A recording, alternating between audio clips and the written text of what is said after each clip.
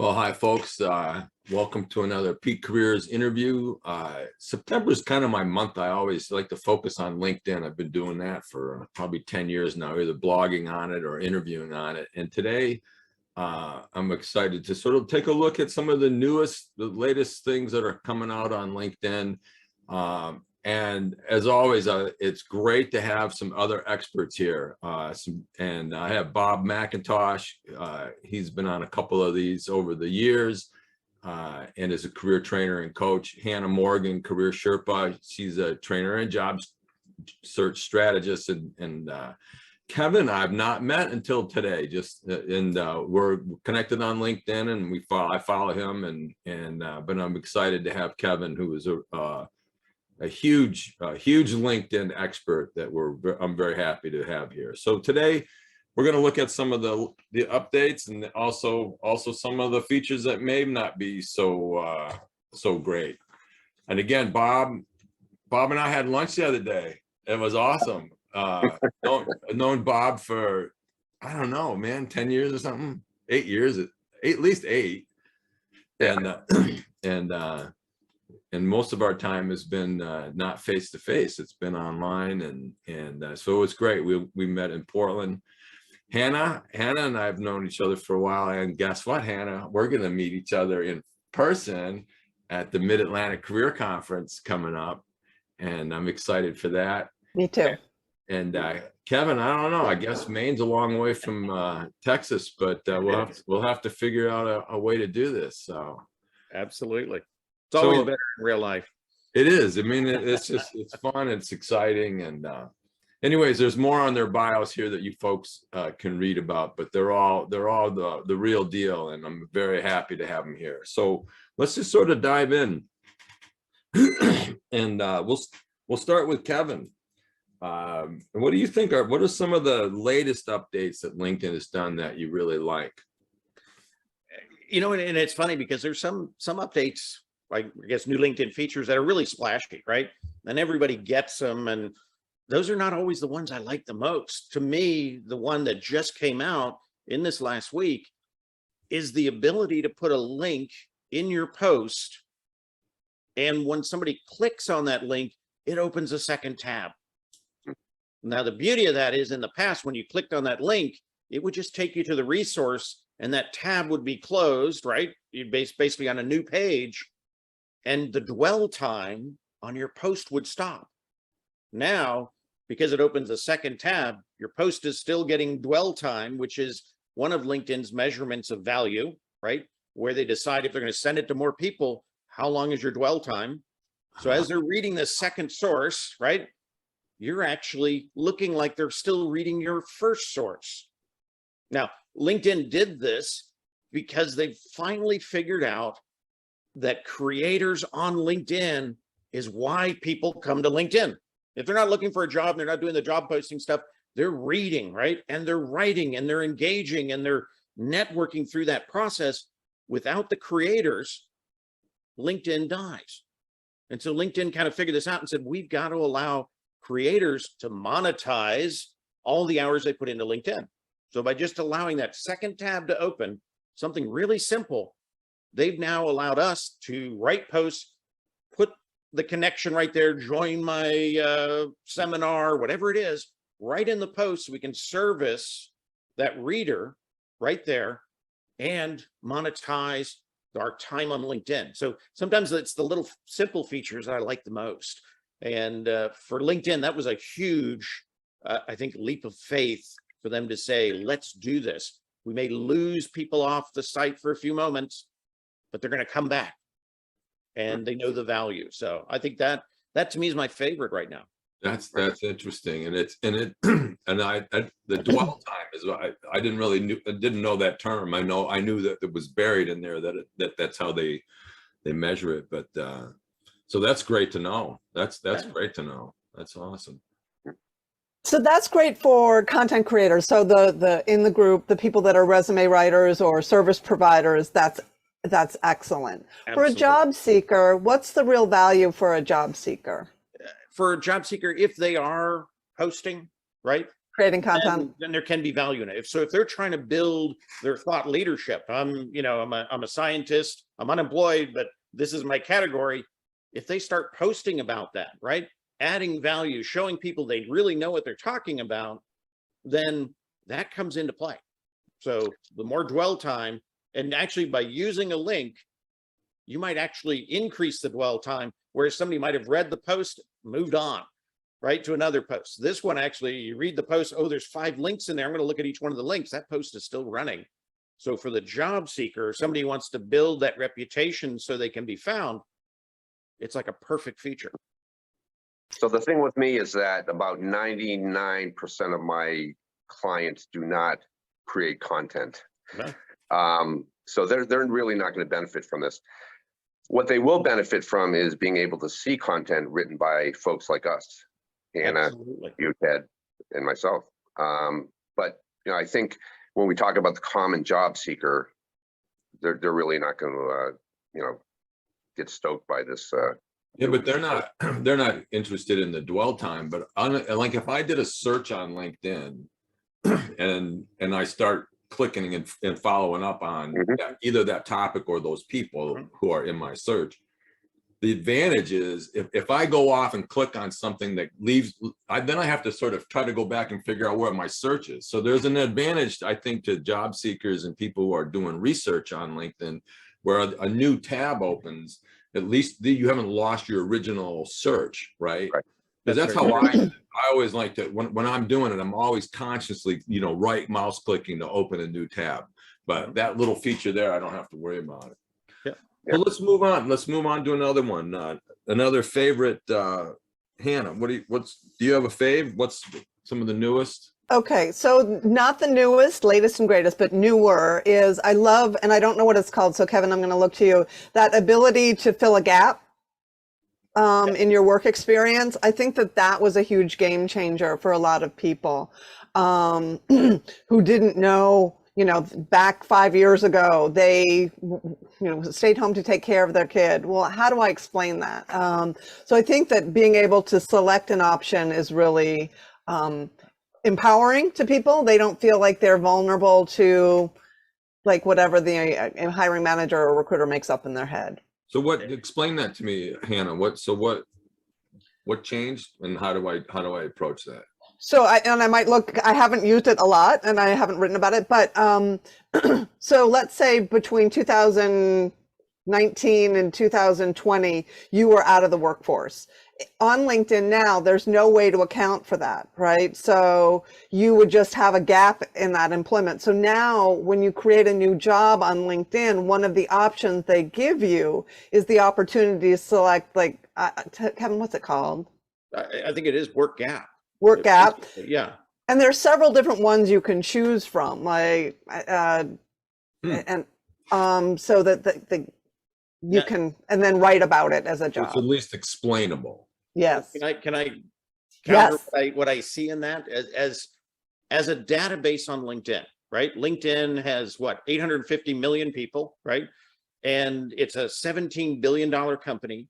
65% of that annual revenue comes from selling members to other members using talent solutions, right? And Sales Navigator. Both of those groups that buy into Navigator and Talent Solution, their preference is for employed, right? So a recruiter likes employed over unemployed. Somebody selling a system, right, using Navigator likes employed over unemployed if they're trying to sell in their phone system, let's say, into a company. So LinkedIn understands this, and LinkedIn says, well, what we want to do is prioritize in the ranking employed, right? That's when you end gap a job at the top and it takes away that off the top piece, right? And you then become unemployed. You are lower in the rankings when they do a search. So people thought, well, if I give you the ability to close that gap, right? They think if they use that tool, then they're going to be back in those searches. But what it really does is it is actually telling LinkedIn in the database that I'm unemployed, here's my gap. I can now have an all-star profile but I'm still going to be lower in the search results. Mhm. So that's for the most current job. Yeah, most current job. Right. Prior jobs, it's still going to be used the same way as a risk analysis tool. Your best bet is to find something else to fill the gap. You volunteered at the Red Cross and you did marketing for them at a VP level. Right. Find a gap closer, right? Something along that line. Join a temp service, right? That offers, even at executive level, they have temp services. Join something, use that as your gap filler, because that will be considered employed, and also lower this risk equation that LinkedIn runs as they're providing your data to these recruiters and businesses. Because that's 65% of their revenue stream, everything on the site basically correlates with that. So I actually advise against using it. I advise finding a better gap filler, and one that you get, it has to be honest, right? So if that's your only option, that is your only option. Yeah, and I think that, you know, when you're dealing with a client and they have a gap from 2 years ago, I can't fix that a lot of times, other than what Hannah's point is. Yes. You know, if somebody catches me while we're doing it, I can say, go volunteer at the Y and do marketing, right? I mean, you can, but sometimes it's just, you know, sometimes people are staying home to take care of their parents, right? I mean, and whatnot. But. And sometimes that's it. You know, so you can't close the gap, but just knowing using that gap closer, it does affect the database. It does affect your rankings. And I think LinkedIn was disingenuous by not telling people that. Yeah, it's funny because I have a client who asked me, so what do I do about this gap in my work history? And I suggested what Hannah, you know, likes as one of the features. You know, I think you wrote about it, or someone else wrote about this in terms of the placement people would have if they used the gap feature. Kevin did an article, a post on that. Right. Yeah. So that's what I suggested. And, you know, you're right, Kevin. It would be better if they had some other experience, volunteer experience, or, you know, part-time experience to fill that gap.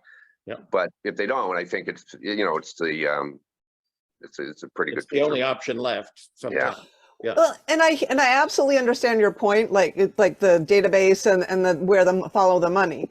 I will say though, there are people that will land on your profile, right, for whatever reason, or find you on LinkedIn and be interested enough. And in that case, right, it's not. There are many ways people can find your profile. It's better than leaving a hole. Right. Yeah, right. It's better than leaving a hole, because then you're like, well, what went on there? Yeah. And before there wasn't, right? There wasn't really an option. So now there are a couple of options. Yeah, and that said, they should also be able to describe what they were doing in terms of increasing their skills, or, you know, making themselves more marketable, you know, other than just leaving it without a description. Yeah. I've even seen a person close the gap with taking courses on LinkedIn, right? Took 37 courses in the time frame that made them a better CPA or whatever it is. That's a nice gap closer. So there's a lot of creative ways you can do it too. Right, but they need that advice early on, you know, and that's and a lot of times they're coming to us, you know, after the fact, and it's right. And you have to be genuine. I mean, you don't want to go back and make something up, because you get caught with that and you're doomed. But hey, Bob, what do you got? What is like one of your new favorite things? Well, one of my favorite things, and this is something that Hannah and I were discussing just before this meeting, is that I like the skills, being able to move the skills to the experience section.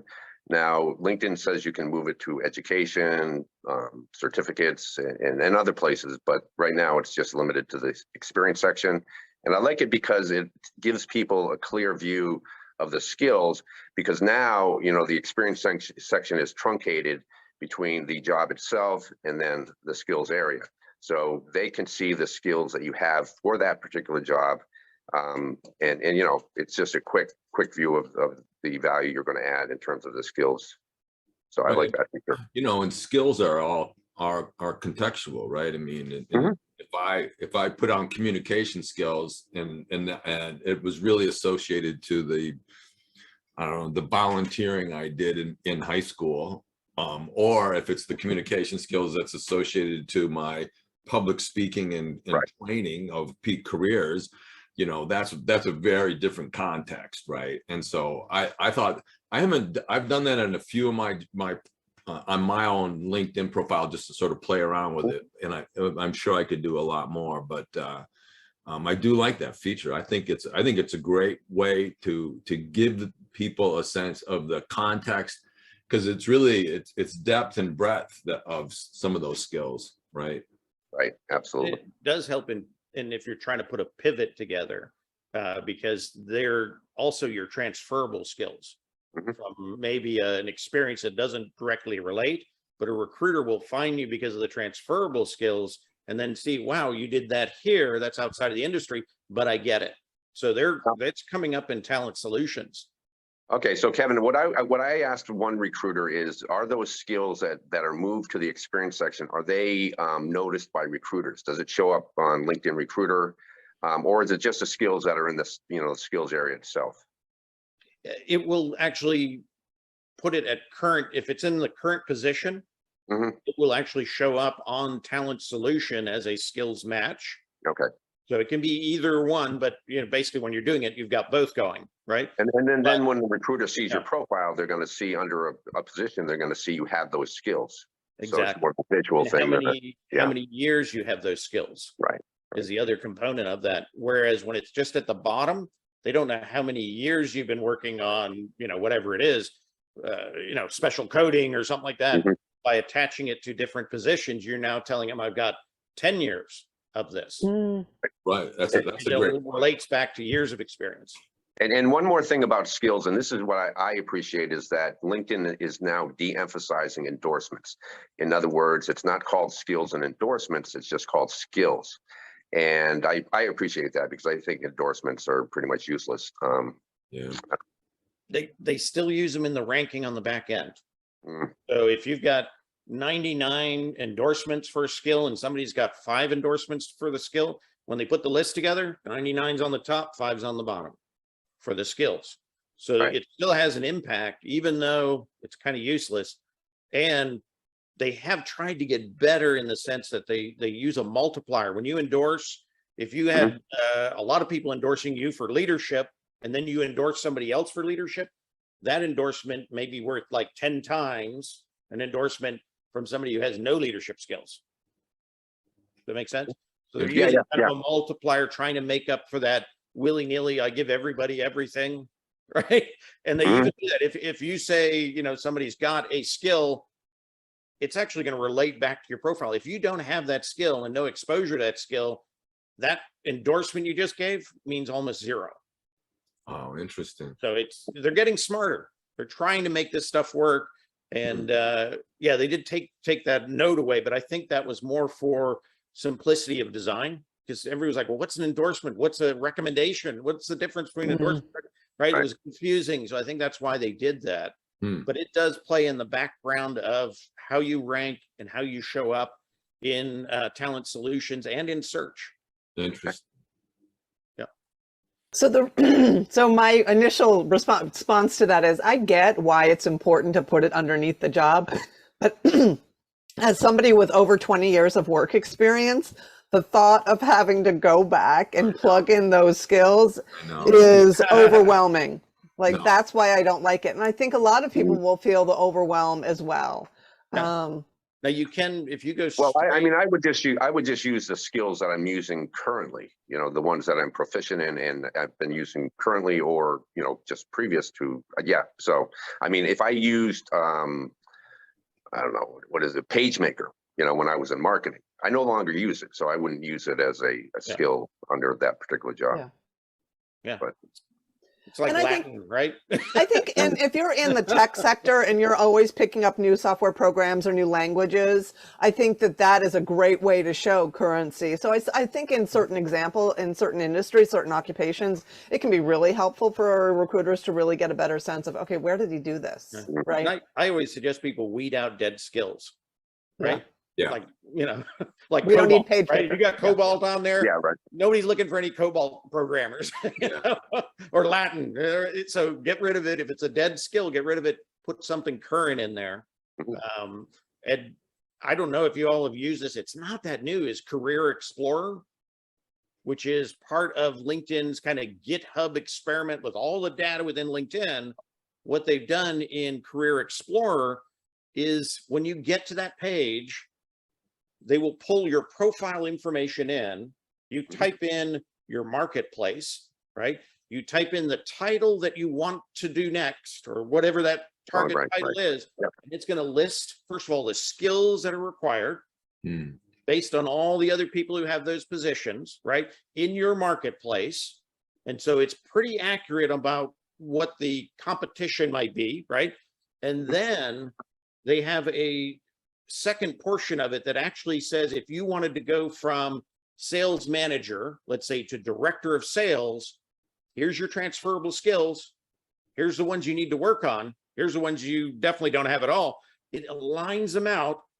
And often the ones you have to work on, you just never thought about, right? You actually had those. I've done remote team management, but I didn't think about writing it into my profile. Now I can get that in, keyword it, make it a skill. I've identified a gap that makes me more attractive on LinkedIn and hopefully brings opportunity to me. And then also when I apply, they see I have that opportunity. But that is an incredible tool. A lot of people forget it's out there. I can tell you what the address is. It's linkedin.github, GITHUB.io/career mid-level explorer. And that'll get you right in there. And then you want to scroll down about 2/3 of the page because it shows you, it talks about it, but it's the UI on the page is awful. But when you get to that part where it says enter your location, you're at the right tool set. That thing is incredible. Got it. To identify skills. And I find that's the biggest problem people have on LinkedIn is they pick these skills and they never think about them again, right? Yeah. So you got some of these dead skills, or they used a word that is kind of like the skill, but that's not the one LinkedIn uses, like mergers and acquisitions. I used M and the little mark A as my skill. That doesn't register in the database, so I don't actually have mergers and acquisitions. Right. Right. So by identifying it through LinkedIn's tool, you're going to end up using the right keyworded skills. And so that's a huge good way. Yeah, huge Good way to develop a resume too, right? I mean, the same. And your branding, even if you're not looking, right? Your branding. Yeah. If you want to continue to do something or you want to move into something, yeah, that's a great way to identify those skills that should become part of your keywording. Yeah. So your overall profile. Kevin, please send that to me, and I'll put that into the text when people are watching this. They'll be able to follow that. Donna Spy, I interviewed Donna Spy. She did a presentation on that, and I think she did it for Sabrina Woods too on the Career Explorer.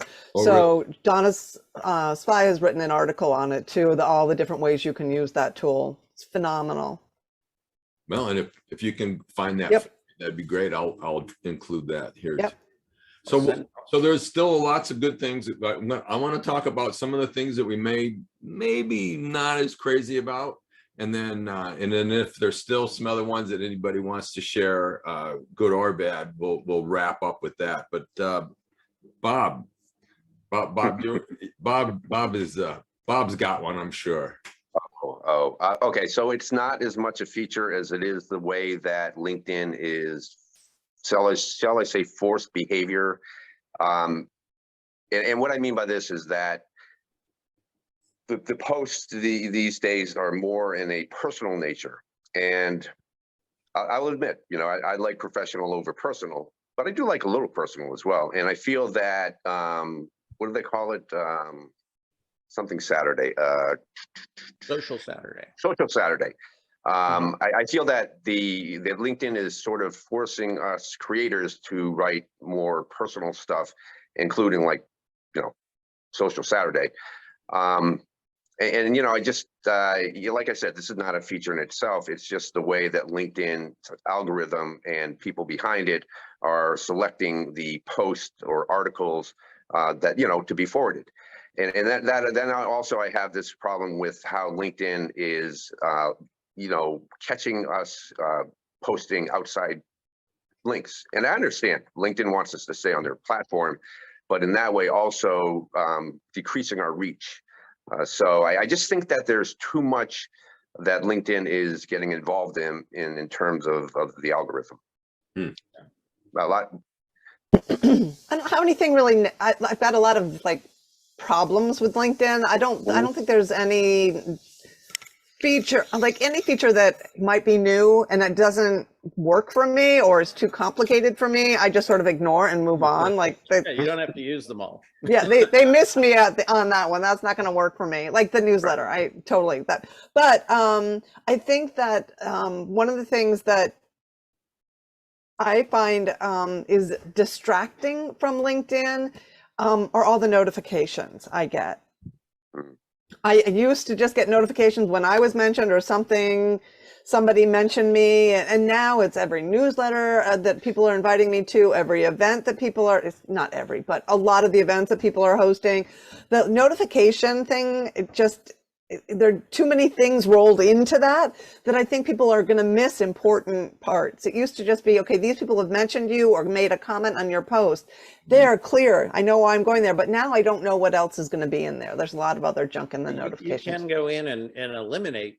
But then you eliminate all of them. Yeah. And Well, that's the problem. There's 34 categories of notifications. Like if you don't want to have birthdays, you turn off birthdays. If I don't want to have newsletters notification, I turn off newsletters. If I don't want to have live event notifications, I turn off live event. If I don't want to have audio event notifications, I turn off audio event. So you've got 30 some odd.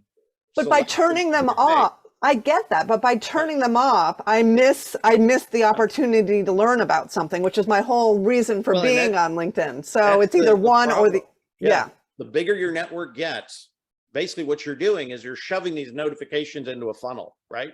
And if you've got a huge network and that funnel is only going to handle so much, it's going to overflow. You're going to look at it and go, that's too much. Yeah. So you have to make a choice, either small network or restrict notifications, or I hate to say deal with it, right? Right. And I kind of which try is to what I'm deal doing with it because I want to see all of it. Ignore. But that is just part of having a big network. Yeah. Ignore. Yeah. You know, but. And you can click on that notification, and if you click the X, it'll go away. So if you see them in there, you can go click, click, click, click, click, click, click. All of a sudden, your notification list is just what you want to see that day. Yeah. Which helps a little bit visually, I think. Yeah. Kevin, do you have got any of the features that you're not that crazy about, or? You know, there's one that came out called demonstrate skills. Okay. And that was if somebody posts a job, they can request that somebody go in there and demonstrate that they have the skill. And you can do that by writing, right? 2,000 words, or you can shoot a video and send that over to that individual. You can do it ahead of time, kind of like the skills quizzes, right? For different things, you can do this demonstrate skills, but there's no feedback. But I found a workaround, and that is if you go to the jobs page and you look on the side, there's something in there called interview prep. If you click on interview prep, it's going to have all the top kind of answers. It's going to have some solutions, you know, that you can look at. You want to make it your own, obviously, but then you can do a practice video answer, and it's going to give you the AI scoring that the recruiter would get from demonstrate skills. So you can go in there and you can perfect it. It's going to tell you, did you say a lot? Did you use any phrases that are kind of out of place, out of culture? So it's going to give you a lot of feedback, and then you can do that and perfect it before you go and do your skills video, because they're getting all that data otherwise, and you don't know what's going on. They're getting these really low scores. So practice, right? Practice better makes more perfect, right? Something like that. But it's a cool tool, and it's kind of the back end of that people don't know about, that AI is scoring them before that recruiter gets your video. It's got a score on there. And why not know what the score is and how to beat the score or make the best score you can? Yeah. Right. And practice. So I like that. And that's just kind of now that makes that tool better.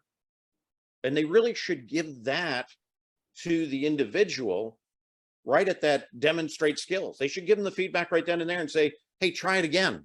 Right. That was lousy. Try it again. You said 47 times in a 30-second time frame. So I think they should give that, and they're not giving it. So in that sense, I don't like that new feature. It's a few months old, but I don't like that new feature because they're not giving that AI feedback. But there's your hack to get your AI feedback. Premium feature, right? You have to pay for the feedback. No, not anymore. Oh, okay. Yep. On the interview prep, there's no fee. There is no fee. It's been open for a while. Now, does it stay open? I don't know. I thought But it's I been was open in for a there while. I was with another group this week or last week, and we looked at it and it looked like you had to pay for it. There is some segment down below that says, pay for service, but you don't have to. Mhm. It'll still continue on. I don't know if that's a bad code gap, but it's open today, so I would use it. So, I mean, Kevin, more than anyone I know, you have discovered or are aware of the features that come around. How many features this year are new? And second question is, what percentage of them are actually useful? I think they're all useful for somebody, right? Mm. Otherwise, they wouldn't spend the time to code them. But not every one of them is useful for us, for ourselves. So you got to find out what fits and how you use it, right? To decide whether you put the time into it. But I'm tracking right now, so far this year, we're right at 60 new LinkedIn features. Wow. Right. And they're not little bitty ones. These are pretty impactful features. I don't track the little stuff when they do, little ad kind of components and things like that. So these are big pieces that can be used, to build your brand, increase your exposure, whatever you're looking to do, they can be used for that. You just need to look at it and say, does that make sense for me? Sure. Yeah. So I want to throw in one of my favorite pieces. It's not new, it's old, it's from the very beginning, but it's the feature that it talks about when you go search for a company, it says people also looked at this company. Mm-hmm. I think, being that I love intentional serendipity, people discovering things by accident. I just think that that's a nice job. Then it's all throughout LinkedIn, right? Whether you're looking at a company or you're looking up at researching a person, people also looked at, so and so. I think, I always call it's the largest career database in the world, right? It's all connected, and it's got some lots of different features that people sometimes they've looked at it so much they don't really realize how they might use it as a benefit. So. Listen, I don't want to end this, but any final thoughts about something that you really liked? So let's sort of leave the stuff that we didn't think is as good, but is there any other feature that people really like on LinkedIn that you want to throw out before we say goodbye? For me, it's networking, right? Yeah. It is the feature of LinkedIn. You can network with anybody in the world. It's based on that 6 degrees of separation, right? Within 6 handshakes, you can meet anybody in the world. Use it, but also realize, transfer that relationship into real life. Because that's where people are failing. They're networking like crazy. They're collecting connections, but they're not making the transition to real life. Now, Jim, you and I have not met, but we have a relationship. We're seeing each other on video, so it's a little closer to real life. But if you can make it into real life, huge impact, much better. Whether that's, by using your cell phone, whether it's meeting in person, make the transition off the website to really solidify that. And that's the one thing. It's the best feature of LinkedIn, but it's the most misused feature of LinkedIn. Yeah, that's a great point. That is, I talk about that all the time. Any other final thoughts, Hannah or Bob? Anything you want to add in here before we? Well, I want to follow up with what Kevin said in that networking. I like, and this is not a new feature, but I always like the all filters, where you can identify people who work in companies and then try to, connect with them for, to build your foundation, for those companies that you may later approach, or if a job is advertised, at least someone in those companies. So, like Kevin says, it is about networking, and speaking about the common job seeker, I've had people who are my clients who've used that feature, to connect with people. Yeah. One of the things that Kevin just wrote about, I think it was this weekend, Kevin, was who's hiring in my network. And I don't think we have time to get into that now, but Kevin did a post on that. And I think it's really helpful because that's one of the questions that we all want to know. Is anyone in my network hiring, right? So there's a way to go about finding out that information on LinkedIn, and Kevin explains it. Yeah, and there's a direct link. If you don't have the feature rolled out to you, you're waiting on your wave to come in, there's a direct link that you can click. I put it in the post that will take you to a section that will be just people in your network hiring, and it'll just list them right down the row. So it's really kind of neat. It's a circumvention. I don't think they know we can do that. It works. And so that link is a fast way to get there if you can't wait for the feature to hit you. Well, I must not have the feature, but I was reading it, and then I went to my I went to my profile or wherever to try to find that link. So I'll go back to it and click on that link. I must not have it right now. But and not everybody puts on there that they want to be contacted. That's the other thing is, if you post a job, you can say, let them know I posted, right? So you can contact Bob. You have to give him permission, LinkedIn. If you don't do that, then there isn't meet the team, right? You have to give permission. Even each team member has to give permission, and there's a process for that. But that, to me, if Bob says you can contact me if you're interested, I'm contacting Bob. I'm not worried about it. And if you click on that meet the team, it's going to send a message, and it's a template. Don't use the template. There's some good info in there. There's some good styling, but make it yours. Give me a reason why, or make Bob give Bob a reason why he should talk to you. If he sees 50 of the same templates and he sees one that's not, he's probably going to talk to the one that's not first. Okay. So. We have learned a lot today. This has been an educational morning. So we're going to do a follow-up for this for sure, and I'll include Kevin, if you send me that last article as well as the I definitely will. the GitHub, I'll include that in the notes as well. But I'm Jim Peacock with Peak Careers Consulting, and I started business many years ago at teaching the facilitating career development class, and then began online discussion-based seminars. And so these seminars are a little different. They're with a cohort of people, and they're discussion based over 5 weeks. Actually, Hannah teaches a class on social media, and Bob teaches a class on LinkedIn, and there's a number of other offerings, and you can check that out on our website. I also do face-to-face workshops. This is really what I love to do, and it's exciting. This year I've done a bunch of workshops. It's like people are coming out of COVID. It's been great. I'm also the author of a field guide for career practitioners in the adventure of finding me in New Zealand, which is not a career book, but it's a book about a year of travel that I had taken. If you are a career practitioner or anyone who delivers career services and want to sign up for my weekly career emails, you can go to that website and you'll get the top 10 tips of working with an undecided person.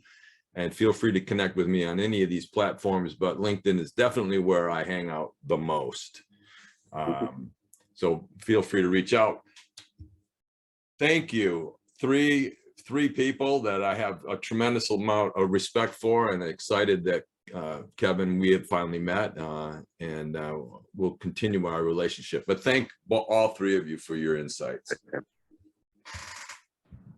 And thank you. I'm glad I was able to connect. Mm-hmm.